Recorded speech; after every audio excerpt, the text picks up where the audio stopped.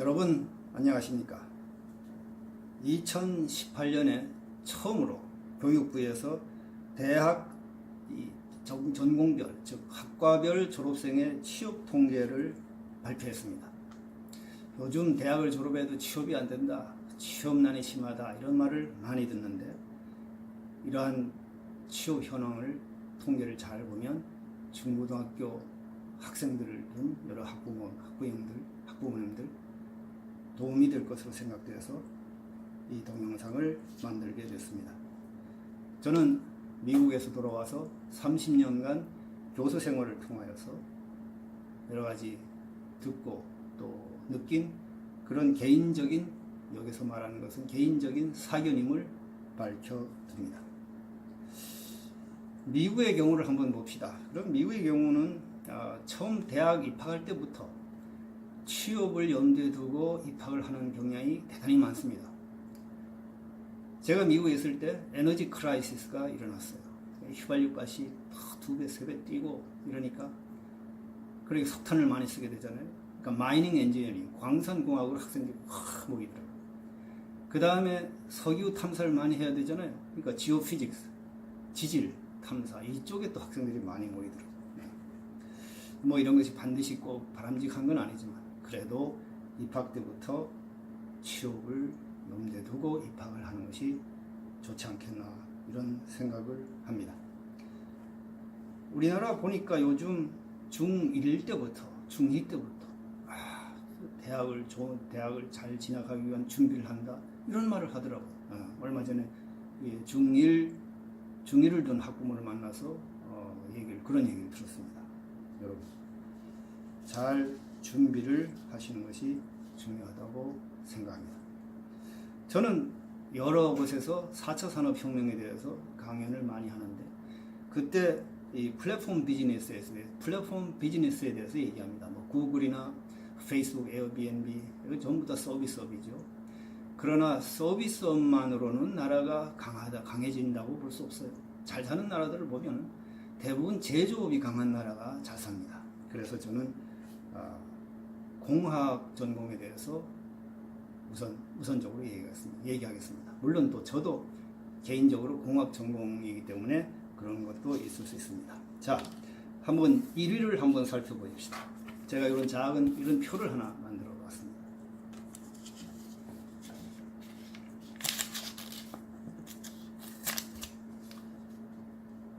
(1위는) 건축입니다. 건축공학에서는 집을 짓는 건축학, 이거를 이제 기술화하는 공학의 전문 지식을 배우고, 또 건축 계획하는 일도 하는 그런 기본 지식을 배웁니다. 그러면 건축학 졸업생이 왜 취업률 1위가 됐을까요? 건축을 졸업한 다음에는 이 수습 기간이 있는데, 이때는 취업한 그 분들이 월급이 작아요. 그러나 그 수습 기간이 지나면은 정상적인 월급을 받게 되고, 또 5년간 실무 경험이 있으면 그 다음에 이 건축사를 볼 수 있는 자격이 주어서 건축사를 취득하면은 자기 사무실도 열 수 있고, 특히 여성인 경우에는 이 재택도 가능해서 집에서 일감 수주받아서 일할 수 있고, 이런 장점이 부각이 되지 않았나, 그렇게 생각을 합니다. 그러면 건축을 취업률이 좋다고 해서 무조건 이쪽으로 갈 거냐? 여러분, 학생들이 자질이 있어야 됩니다. 창의성이 있어야 되고, 그 다음에 좀 아주 꼼꼼한 어떤 섬세함, 이런 게 있는 학생이 상당히 좋습니다. 미국의 팀 하스라는 건축사무소가 있는데, 그 대표가 하영록 대표입니다. 이분은 글로벌 성공시대 KBS 그 프로그램에 소개된 분이죠. 상당히 이 미국에서 건축 쪽으로 성공한 분인데, 보면은 주차장, 평범한 주차장이지 않습니까? 근데 주차장을 이렇게 설계할 때 거기에 쇼핑할 수 있는 공간을 집어넣었어요. 그래서 이거 획기적인 창의 발상의 전환 아닙니까? 이런 창의성이 있어야 되는 거예요. 자, 2위를 한번 보십시다. 산업공학입니다. 산업공학. 취업률을 말씀 안 드렸는데 1위는 건축은 남자가 73.4%고 여자가 69.5%. 그래서 이 개가 72%입니다. 72%. 자, 산업공학 2위를 했습니다. 69.2%. 개가 그렇고 남자가 70.7%, 여자가 65.6%입니다. 산업공학에서는 뭘 배우느냐? 이 산업공학이 제일 먼저 시작된 것이 1908년 미국의 펜스테이트, 펜실베니아 주립대학교에서 제일 먼저 시작이 됐습니다. 제품을 대량으로 또 효율적으로 제조하기 위해서는 여러 가지 그 요소를 결합해서 연구할 필요가 있었다 이거죠. 그래서 여기서 배우는 거는 이제 뭐 최적화, 옵티마이제이션 한다든지 확률 통계, 그다음에 컴퓨터 이런 것들을 많이 배웁니다. 여기서는 깊게보다도 얇게 넓게 배웁니다. 그래서 졸업생들이 다양한 분야에서 활동할 수 있다. 이런 점이 부각이 되어서 2위를 한 것 같습니다. 그리고 또 이렇게 전통적으로 취업률이 높은 과가 전화기, 2014년경에 만들어진 신조어인데 전기전자, 화학공학, 기계공학 이 여기 졸업생들이 취업이 잘 된다 해서 전화기를 해야 된다 뭐 이런 신조어가 발생했는데 이쪽 전공이 지금 뒤로 밀렸습니다. 전부 다. 이게 다 경기 불황을 반증한 것입니다. 앞으로 다가오는 경기 불황에 이런 그래도 좀 안정적인 이런 전공을 학생들이 선호한 그런 경향이 여기서 나타났는데 앞으로 상당 기간 이런 경향은 지속되지 않겠나 하는 제 사견입니다. 자, 3위를 보십시다. 컴퓨터 정보통신입니다. 남자가 69.3%, 여학생이 66.4%, 합계가 68.5%입니다. 컴퓨터 정보통신은 뭐 여러분 익히 그래도 알고 계시죠. 컴퓨터 시스템, 정보통신 네트워크, 소프트웨어, 또 정보 쪽의 통신 쪽의 보안이라든지 또는 여러 가지 응용 분야, 그래픽 이런 미디어 이쪽에 일을 하고 이런 분야를 배웁니다. 미래 정보화 사회의 중추 기술이죠. 4차 산업혁명에 아주 필요한 분야입니다. 사실 소프트웨어 강국이 되는 것이 굉장히 바람직합니다. 그런데 우리나라는 지금 그렇지 않은 것 같아요. 그럼 그 원인이 어디에 있을까요? 우리 민족의 혹시 수학적인 DNA가 부족해서 그런가?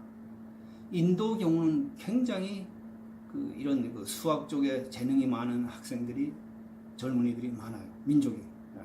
그래서 거기에서는 이런 컴퓨터 정보통신 쪽에 굉장한 인재가 많이 나오고 인력이 나오고 발달을 하고 있습니다. 또 이 컴퓨터 프로그램 짠다든지 이게 좀 골치 아프고 힘들어요. 그러니까 혹시나 이런 힘든 거를 하기 싫어하는 기피하는 현상 때문에 그런가. 하여간 여러 가지 요인이 있을 것입니다.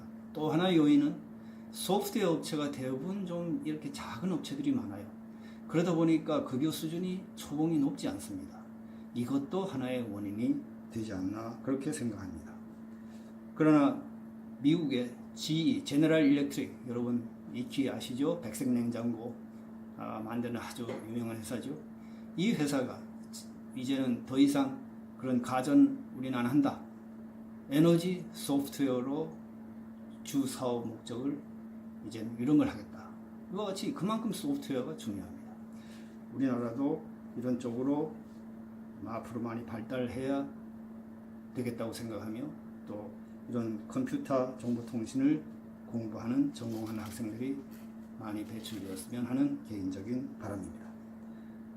3위는 공동으로 또 한 분야가 3위 한 학과가 했습니다. 자, 교통 운송입니다. 남학생이 70.4%, 여학생이 58.8%. 그렇게 해서 개가 68.5%로 공동 3위를 했습니다. 여러분, 우리 산업혁명 발달을 보면은 1차 산업혁명 전에는 어떻게 했습니까? 도보로 걸었죠. 혹은 말을 탔죠. 그런데 1차 산업혁명에서 전기기관이 발생돼서 우리의 교통이 획기적으로 거기서 발전했습니다. 그 이후 2차 산업혁명, 3차 산업혁명, 4차 산업혁명까지 꾸준히 이런 교통의 발전은 정말 눈부시게 진전이 있었습니다.